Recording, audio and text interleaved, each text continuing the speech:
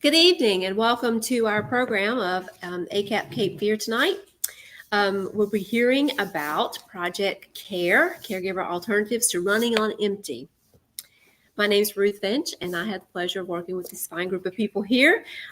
They're all senior care professionals, and we work for the Wilmington area and surrounding area. ACAP is a community of national nonprofit with chapters in North Carolina, Georgia, New Jersey, and Pennsylvania. The mission of ACAP, or Adult Children of Aging Parents, is to provide information, resources, support, and community through monthly programs, podcasts, and resources. So tonight we are going to have a program that will be presented for our caregivers. The time at the end will have questions and answers available. So feel free to ask questions along the way as well if you have those. We're going to try to wrap things up by 7:30. If anyone needs the restrooms, they're down the hall towards the check-in center and around to the right. And thank you to our leadership team for helping us gather the program today and set up the program. ACAP programs are free to the public thanks to our sponsors. And tonight's sponsor is Salinas Mandela Law Firm. So thank you to them for sponsoring it. There was information on their law firm at the back table. There's also, after the program, you'll find information about previous presenters for our program as well. Tonight, I have the pleasure of introducing our speaker, Dana Bentley. She's the family consultant for the Southeastern North Carolina Project C.A.R.E program and an employee of Cape Fear Area Agency on Aging. Dana graduated with a Bachelor of Science in International Studies from American University. Ms. Bentley has been with the Cape Fear Council of Governments Area Agency on Aging since late 2020. As a family consultant with Project C.A.R.E, Dana provides information and referral services, dementia-specific education, and face-to-face and telephonic person-centered care counseling to unpaid primary family caregivers of people living with Alzheimer's dementia, disease, or related dementias for a 12-county region. Through the Area Agency on Aging, she provides community outreach, dementia-specific education, and assists with local support groups for caregivers. Dana works collaboratively with local community-based services and networks, including 3 North Carolina Area Agencies on Aging and the Family Caregiver Support Group. Dana is a certified options counselor, a certified seniors health insurance information program counselor, and a member of the Dementia Partners Coalition in Southeastern North Carolina. So join me in welcoming her for our program.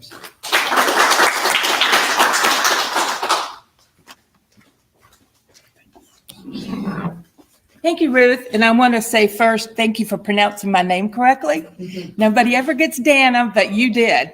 Kudos to you for that. So what we're going to go through today is a PowerPoint that was approved and created by Laura Jane Strunen, who is actually the director of Project C.A.R.E, and she is in the Raleigh area. So what we will look at today, basically the objectives, I will describe the components of Project C.A.R.E, how to access our services.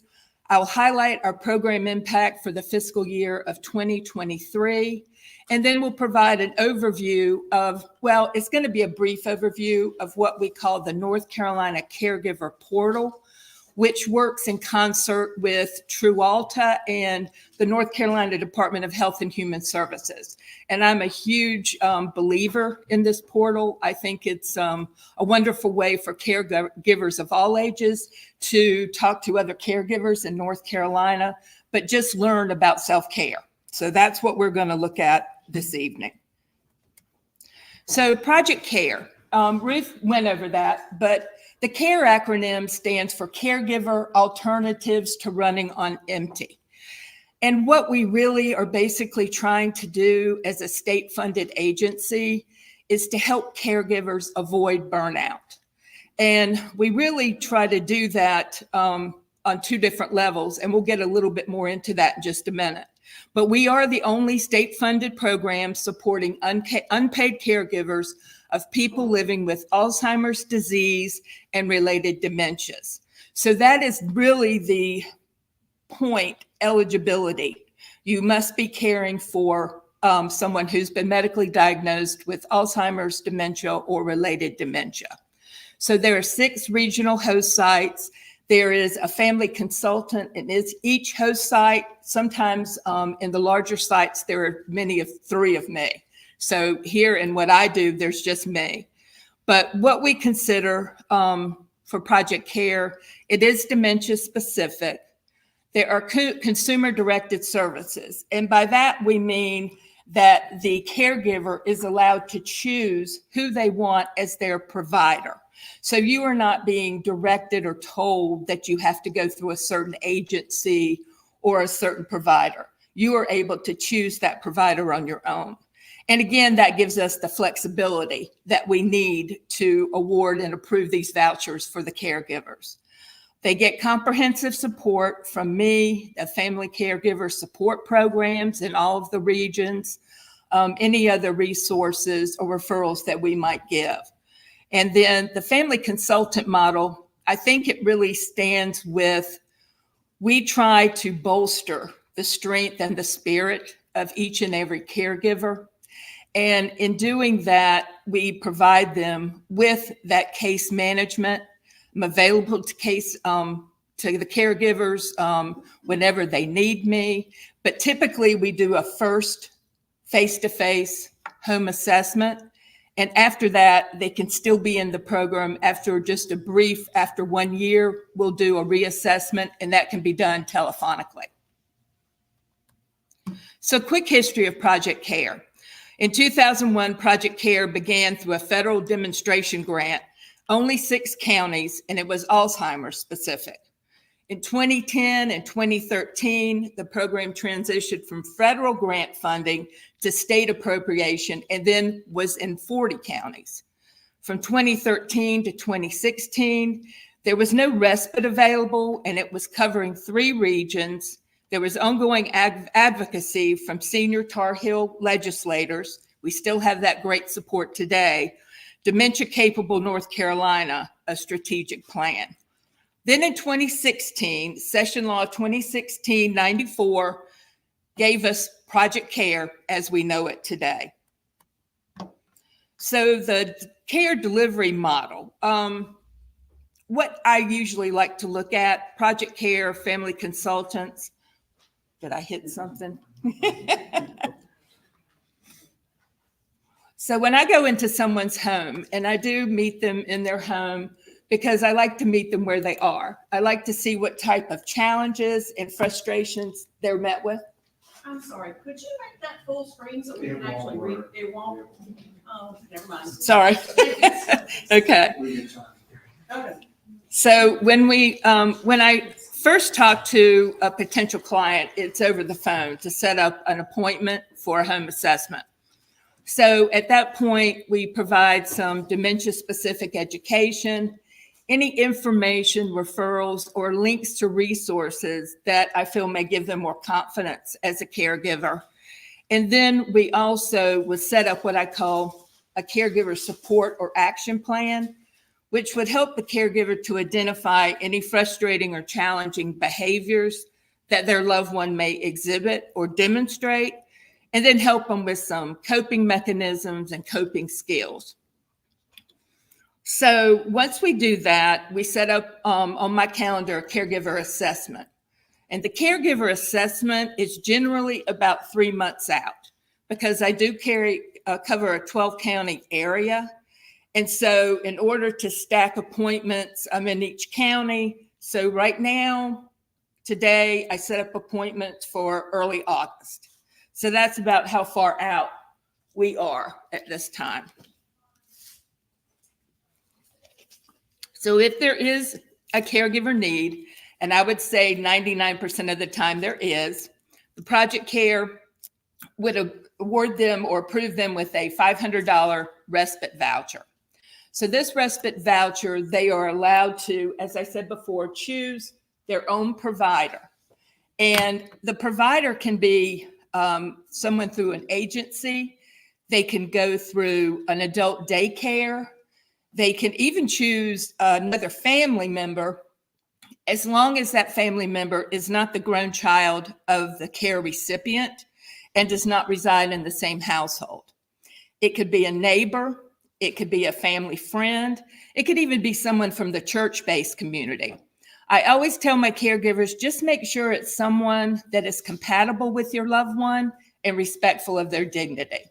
So that's up to them. Sadly, the onus is on the caregiver to find that provider. We do not endorse or recommend any providers, but we can give them a list of some of the providers that may be available in that particular region or area. So a family is eligible to receive up to 3 $500 respite vouchers in the state fiscal year.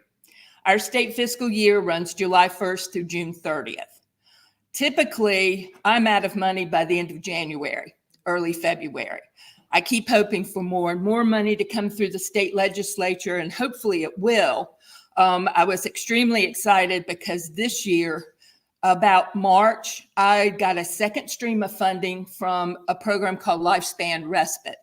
So right now I've got money and it is really exciting. I'm over the moon about it, and I'm able to give existing clients and potential new clients those vouchers that they need. So we're really excited about that. But the 3-year, I mean, you get 3 if we have that money. We always say it's contingent on the funding, that's the operative word. So I work closely with the other family caregiver support programs, the Specialist, Dementia Alliance of North Carolina, Alzheimer's Association, and any other program that may be tailored to that specific region. Here in New Hanover County, we are really excited to be able to work with Memory Partners through Lower Cape Fear Life Care. They offer a respite voucher program very similar to mine, and they can allow the caregiver to, once again, consumer direct a provider to get a voucher. So while you can't use our programs at the same time, you're able to piggyback our programs, which gives a caregiver more leverage over the year. So if I don't have money, hopefully someone at Memory Partners will, or at the Family Caregiver Support Program for New Hanover County Senior Center, or even through Dementia Alliance. So there's several different avenues that a caregiver can go down. And we, of course, will give them all of that information so that at any given time, they can access a voucher.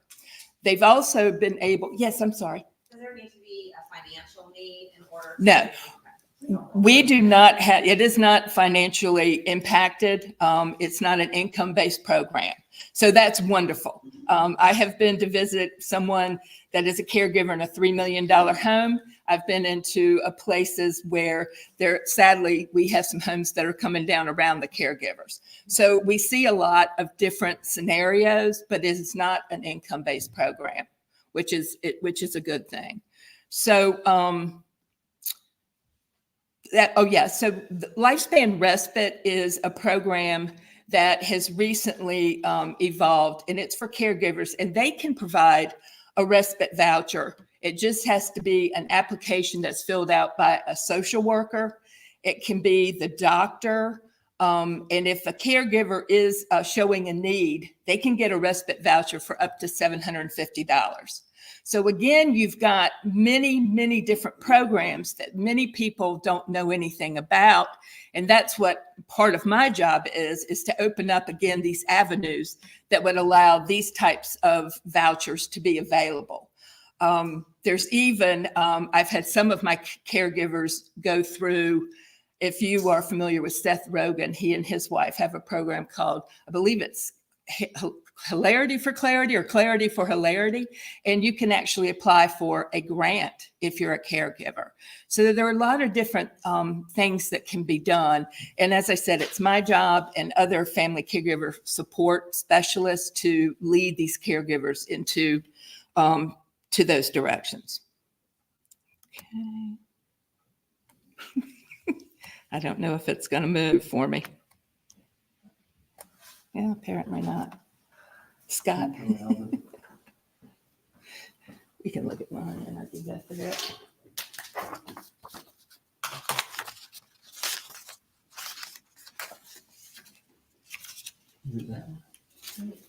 Yeah, that would be it's probably that one. So this is a map of the 100 counties that Project C.A.R.E in North Carolina covers. As I said, I cover 12 counties. The blue area is where I am. So on any given day, Tuesday, Wednesday, Thursday, you would find me in this area. And that is donated or designated as the Southeast North Carolina section. But every single county in North Carolina, all 100 counties are covered, and they have a family consultant through Project C.A.R.E available. You might have to do that again. Okay, thanks. So some of the respite data that's come out, and this is going to be through our fiscal year 2023. So caregivers in 92 counties were provided with respite. So they were given respite with a voucher. 95 counties were actually awarded the vouchers, and the direct care workforce shortage has impacted the respite access. A lot of times a caregiver will be given or approved or awarded a voucher, and they have 90 days in which to use that voucher. So the day that I approve someone, that clock starts ticking and they have 90 days to use it. Sadly, many of our caregivers face the biggest barrier, which is that lack of direct care workforce. There's a big shortage. That also is affecting the family caregiver support program through the senior centers in all of these different regions.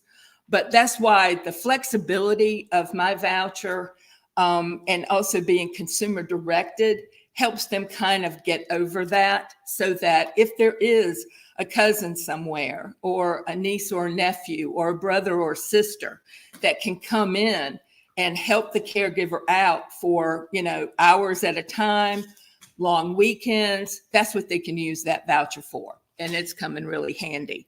So 100% of the respite budget was utilized in fiscal year 2023. 99.97% of the vouchers were used, and final payments, if we have any money left over, that small amount goes back to caregivers that may have submitted a voucher for more than the $500. Then we look at that, look at their need, and are able to give them some additional money. So you can see some of the ways that our caregivers have utilized this voucher, the respite. Adult daycare, 1%.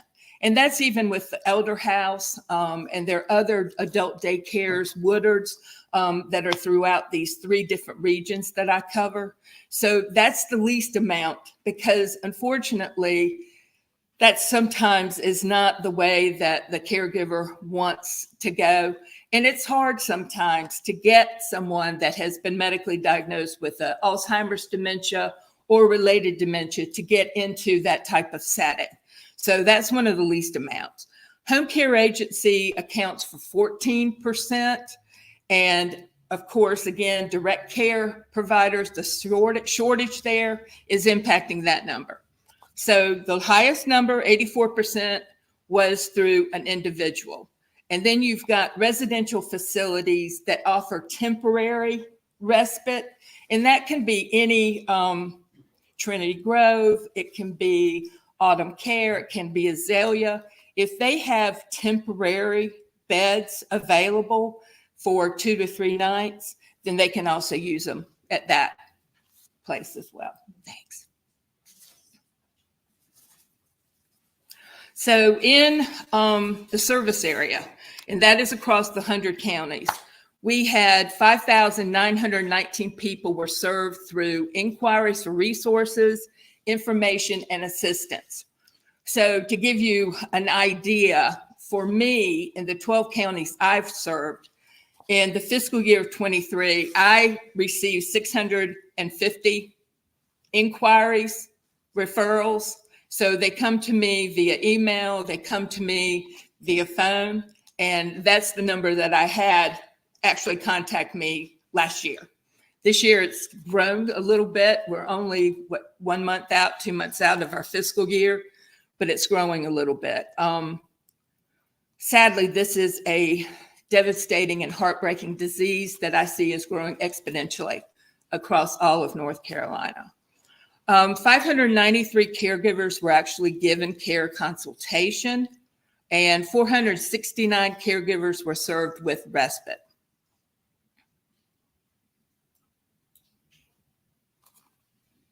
So that's briefly what the Project C.A.R.E is all about.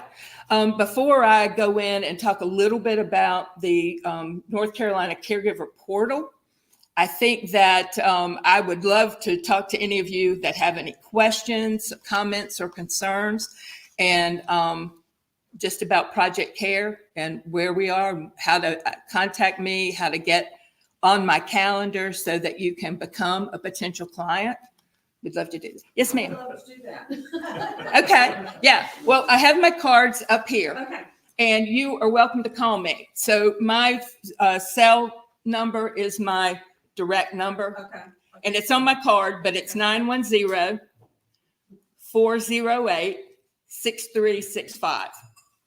And I'm available to the phone 8:30 through 5 o'clock, Monday through Friday. I always tell everyone, please just leave me a message if you don't get me right away, but I will certainly give you a call back. Thank you. Yeah, you're very welcome. And also, when I mentioned who we partner with, I brought some of the flyers of our dementia resource partners. And these are all of the partners that are available locally in New Hanover County and Brunswick County. And on the back, they have the contact information. It includes Dementia Alliance of North Carolina, Alzheimer's Association, Coastal Carolina, which is Brunswick County Senior Services, New Hanover County Senior Services, and then, of course, the Area Agency on Aging, which is the umbrella under which Project C.A.R.E is here. So these are welcome. You guys are welcome to those as well. Any other questions? Okay, so next we'll just briefly touch on the North Carolina Caregiver Portal. So as I said, I'm extremely pleased with this resource. It has a wealth of information, not only about brain health, but about self-care. And they do that through videos, audio clips. They have various toolkits, and they have several modules.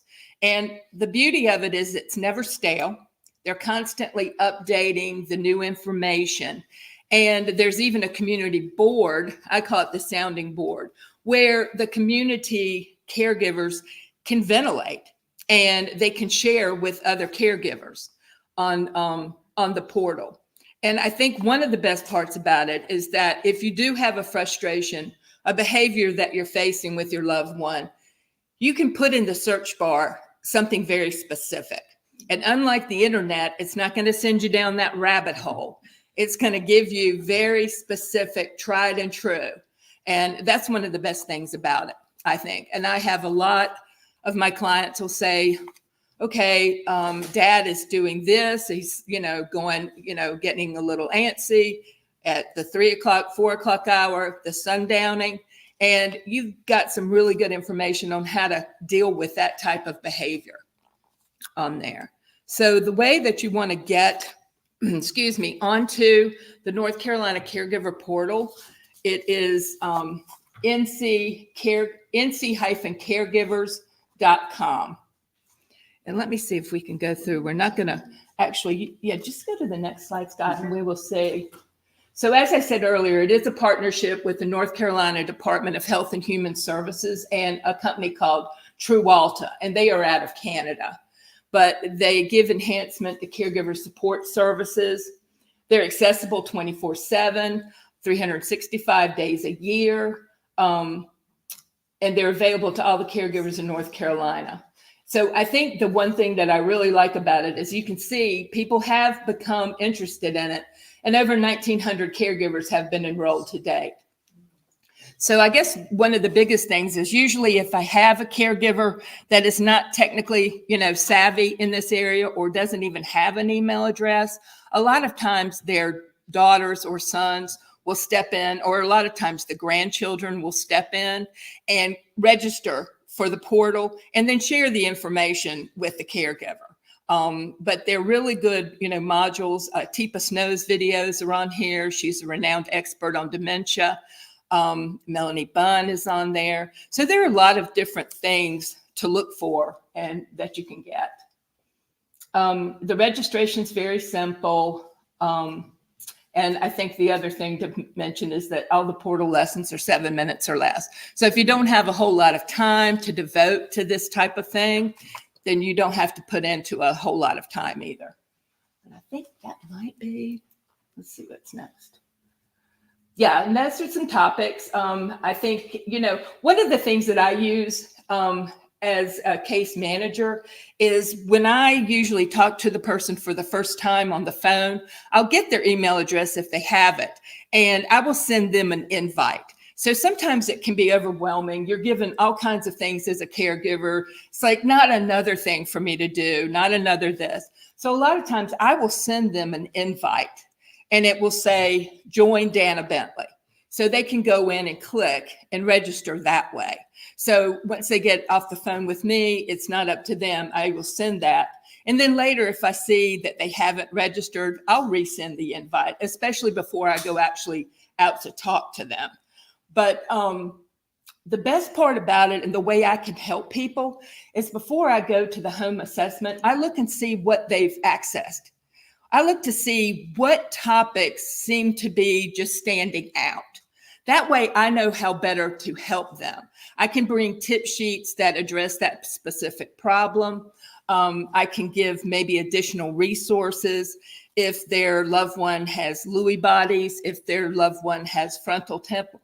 There's just different things. There's different resources that I can provide them. So I really like to kind of look in and see where these potential clients and even my existing clients, it makes it better, an easier way for me to help them and kind of address some of the needs that they have. So that's another good thing that we can use. I think that's. So we're not going to explore the portal. I think that was part of what Laura Jane does. She used to work at True Alta before she took on the job of director. So she knows the ins and outs and ups and downs, and she still is helping everyone to access it and grow the portal. There may even be a new collaboration, and I'm not 100% sure. I kind of heard this through the grapevine, but there's a wonderful app that you can download called Memory Lane TV. And a lot of my caregiver clients are using this. You can download the app, and I think it's a 30-day free trial. It's just like the Netflix or home HBO, home Max that you use. But this is about sensory perception and about what dementia patients require and need and respond to. And a lot of these videos that they show, there's not necessarily a plot to them, but they're just that sensory perception that awakes inside them what, they need. Another good tool too, I know I'm kind of going around, but through Dementia Alliance of North Carolina, they have a fabulous program called Music and Memory at Home. And that will allow the caregiver to basically create a playlist for their loved one. And typically the music that they respond to is when they were age 12 through 25. So if you think about it, that's kind of what you and I really like to listen to. But the age 12 to 25 is usually the music that they like best. So once they create that playlist, then they can submit it to Dementia Alliance of North Carolina, and they will in turn put it on a digital music player. And they will also send headphones and speakers. So a lot of my clients have said this has been transformative, and it really is. And I think the only word I really use every time is just awake. It's like you can just see something, a spark and a gleam in their eyes when they start listening to some music. Yeah. So, and there's Laura Jane. That's my director. She does a wonderful job. We typically have Project C.A.R.E team meetings where all of the consultants and Laura Jane get together. It's usually every other month. And we also meet together with the family caregiver support specialists throughout North Carolina. Because with our programs, as I said, we piggyback and share mutual clients. So it's a good idea sometimes to just share some insights that we've gained through research, or even just talking to our clients as caregivers, and just sharing some of that information with everybody. Yeah. So any other questions? I think it's clear what the respite provides, but if you could just give kind of, one or two examples of what are some of the other helps that you've been able to give to a family caregiver that's helped them prevent the burnout and be able to Right. have a caregiving journey. Right. I think one of the biggest things, it's depending on the region that the caregiver is in, their go-to is going to be their senior center. And it's going to be where they get a lot of things like the Meals on Wheels. They can access incontinence supplies. They can access liquid nutritional supplements. These are the kind of things I always tell my clients to be on that particular person's radar, and vice versa. Also, if there is a particular need, I always say before you pay out of pocket for that particular need, always contact your senior center or that area agency on aging to see if there has been money budgeted for that particular project. I've seen money given to home modifications, like grab bars. I've seen people replace stoves. I had one that was having problems with sewage, and I said, all they can do is say no. It doesn't hurt just to ask what your particular need is, and very easily they could help out with that. Some of the other things that caregivers need are just ways to kind of redirect and refocus their loved one. And what I provide in the first home assessment that we do, they get a big folder from me, and I've got tip sheets in there that give a lot of good information. One of the favorite ones is called therapeutic fibbing. A lot of people don't realize that they need to get into their loved one's reality rather than trying to bring them into theirs. So that helps with saying, I'm telling a lie, I'm telling a white lie, but that's the way generally that you have to do it. So therapeutic fibbing sounds a lot better than lying, and it also takes care of that guilt that so many people, therapeutic fibbing. So that's one of the things. And I mean, every caregiver is different, and respite means different things to different people. I have some caregivers that have someone come in and they go in the back of the house and catch up on much needed sleep. I have some that have waited a while to go on a long weekend with a girlfriend, or some men that want to go out and golf or go fishing, just take a walk by themselves. It just depends, because respite means different things to different people. So whatever it is that's going to bolster your spirit and bolster your strength, that's what you should do. I always say we are not supposed to give a respite voucher for someone so they can go to work. Unfortunately, because that's really not the intent, because that's not self-care. One of the biggest questions I get asked is, how can I get money to care for my loved one because I had to quit work due to caregiving? And unfortunately, in North Carolina right now, there is not that type of program available, unless you may be a caregiver to a veteran. Then you may be eligible to use the VA's general caregiver support program, and they may be able to do a stipend. Does the voucher have to be used all at once, or can it be broken up over the 90-day period? 90 days? Yeah, it can be broken up. And is there a reporting accountability that you need back from these family caregivers to know? We really just take you at your word, but they're two forms, and they're simple forms. We have a form called a provider agreement that's between the caregiver and the provider, and they're both signing that. And it also sets out the rate of pay. So you set the rate of pay. We have nothing to do with it. So some family members are receiving $10 an hour, some are receiving $20. But if you go through an agency, you certainly are not going to get as much bang for your buck, because you're paying sometimes $30 an hour. But if that's what you want to do and how you want to use it, that's wonderful too. But the provider agreement is also supports what we call, I call it a timesheet, but it's a record of respite care.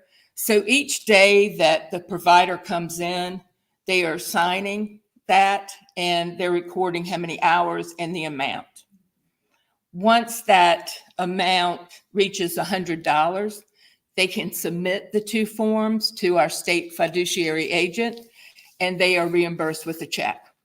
So they can do it in increments of $100, $250, or wait till the entire $500 has been expended. I think that one of the biggest barriers, again, of the respite voucher and it being consumer directed is that a lot of people don't have the finances to prepay someone. They may not be able to do that. And that, of course, happens more times than not. You hate to see that. But I also tell them a lot of times, if you go through an adult daycare or even an agency, sometimes they may not be invoiced by that particular provider before they're going to get a reimbursement check from the state. I've always been amazed at the quick turnaround that the state gives us for our caregivers. If you get the forms into our state fiduciary agent by close of business on a Wednesday, that check's going out Friday. It's quick. So for the state, that's, that's a really good turnaround. They just have to be, aware of that. And you can fax the forms in, or you can scan and email them. I wouldn't typically say use snail mail because it would take longer, but Pat's good. Pat Baker is our fiduciary agent, and she does an excellent job of getting, those forms received, approved, and check mailed. Mm-hmm. Does anyone else have any questions? It is a lot. It is a lot. And certainly, as I said, every caregiver is different. Every caregiver's needs are different. So I try to, give them everything they need. There are also many different activities that I can recommend. I many times will give out animatronic pets, the Joy for All pets. There may even be baby dolls that once I sit down with the caregiver and see the loved one, that might be something that would be comforting and soothing. There are also muffs that have different things inside that will keep their hands and their minds engaged, which is really the most important thing. There are also, I like to recommend what I call an activity tray or box. And you can put different things in this tray. I think one of the most popular is just coins, sorting coins, stacking coins, nuts and bolts, PV pipe, putting those together, taking even just a styrofoam ball, wrapping yarn around it, sometimes even just the artificial flowers from the Dollar Tree, sticking them in the styrofoam to create something. There doesn't have to be a reason behind it.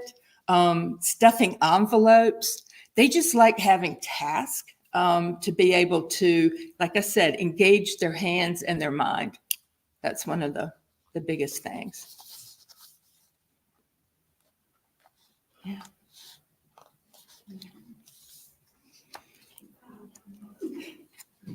I know we're running short, but it's not a. Yeah, I mean, I was just thinking about what you just said about the task and Mhm. whatnot. And I live with my 89-year-old mother who has Alzheimer's. Bless you. we are not, we're deep into this in some areas and not in others. Mm-hmm. But if I were to give her a tray of that sort of thing and tell her basically play with this or whatever, she'd look at me and say, why am I doing this? Yeah. Yeah. Uh-huh. But then again, we have the same conversation 15 times a day, so. Absolutely. Like I said. Well, and that's why I think it's important to give them a task. Let there be a reason behind it. Yeah. Like stuffing envelopes. You can say it doesn't have to be therapeutic fibbing. It doesn't have to be true. Just something, and say, I've got to do this for an agency I'm working with or one of my friends. So these coins, I don't have time to do it. So could you? Just always give them a particular task because they like that. Folding clothes is also something else. One other thing, because of the tactile and sensory perception, they like to feel the tissue paper that you can get from the Dollar Tree. And a lot of times I'll say, just have them ball it up, and then say, now, can you please just smooth it out? Because I need to do some presents. They just like that sensory perception. Yeah. Mm-hmm. Okay. Yeah. And when their idea of a task is to go into the kitchen and cut up vegetables. Yeah, I think you need to take the knives and hide them, and then give them something else. Say you can separate the celery, or from the stalks. That can be done without a knife. But and sometimes, like you said, you're not there yet. But a lot of times with the artificial flowers, or even the play vegetables and fruits that you can get, as long as they just have a task. Mm-hmm. And that will, it seems to soothe them. And that's just a redirection and refocus. Yeah. Mm-hmm.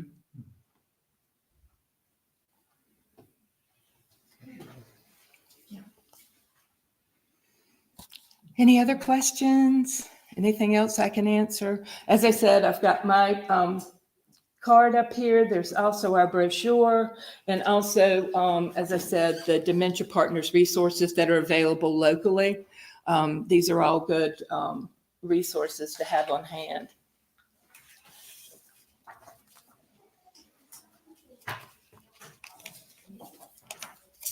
All right. Down expert at the front. If there's any other questions. Thank you. I'm sorry. Short, but yeah. That was great. So thank you so much for coming out on a kind of rainy evening. Be sure to leave us your feedback form if you get a chance.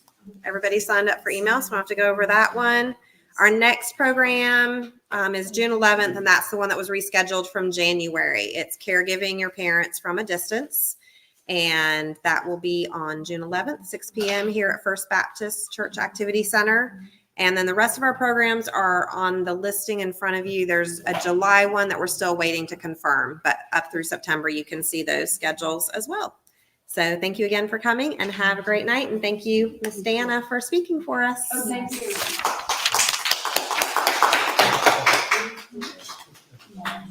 And as I said, just let me know. I have some cancellations, but right now, I said I was so full of it, so I was working.